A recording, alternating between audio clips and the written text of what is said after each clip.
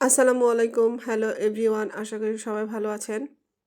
শীত মানেই ভাপা পিঠা। আজকে আমি আপনাদেরকে খুবই মজাদার আর খুবই সহজভাবে ভাপা পিঠা তৈরি করে দেখাবো। আজকে আমি আপনাদেরকে ২ ভাবে ভাপা পিঠা তৈরি করে দেখাবো। আশা করি আপনাদের ভালো লাগবে।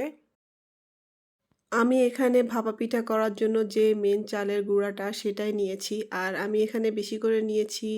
নিয়ে এগুলাকে আমি ডিপ ফ্রিজে সংরক্ষণ করে রাখি। যখন আমার মন চাইবে তখন আমি এগুলাকে বের করে নিব।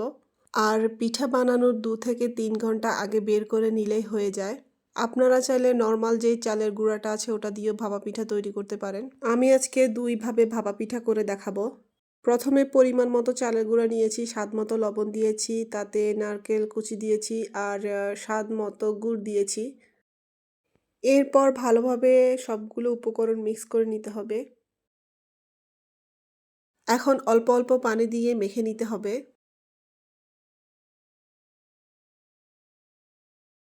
এমনভাবে মাখতে হবে যাতে চালের গুঁড়াটা ভেজা ভেজা হয়।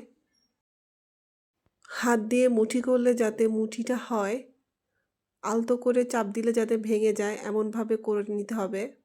এখন আরেকটা মিক্সিং বলে পরিমাণ মতো চালের গুঁড়া নিয়ে নিব, তাতে স্বাদ মতো লবণ দিয়ে সামান্য পরিমাণে চিনি এড করব। এরপর সামান্য পানি দিয়ে এটাকে মেখে নিতে হবে আগের পদ্ধতিতে।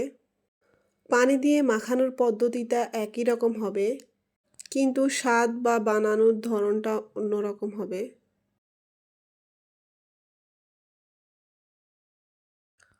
আমার এটা রেডি হয়ে গেছে।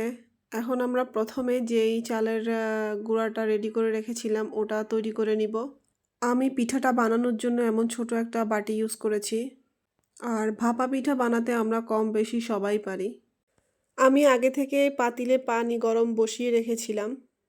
আর পানিটা যখন ফুটে উঠেছে তখন আমি পিঠাগুলো দিয়ে দিয়েছি। সবগুলো দিয়ে দেওয়ার পর আমি এটাকে ঢাকনা দিয়ে ঢেকে দিব। এই যে আমার পিঠাগুলো হয়ে গেছে।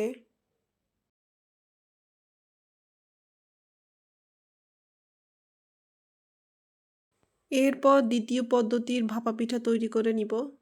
বাটিতে প্রথমে কিছু চালের গুঁড়া দিয়ে দিব।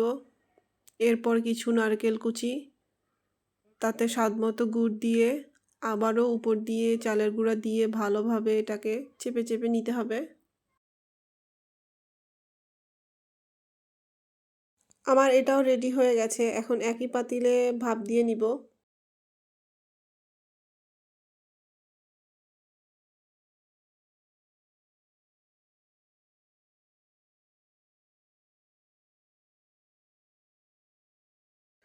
খুব সুন্দরভাবে এই ভাপা পিঠাগুলো তৈরি হয়ে গেছে।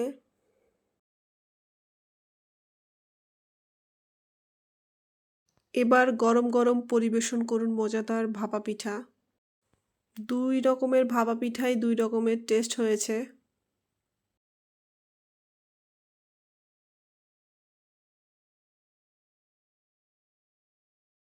তো সবাই ভালো থাকবেন, সুস্থ থাকবেন। আল্লাহ হাফেজ।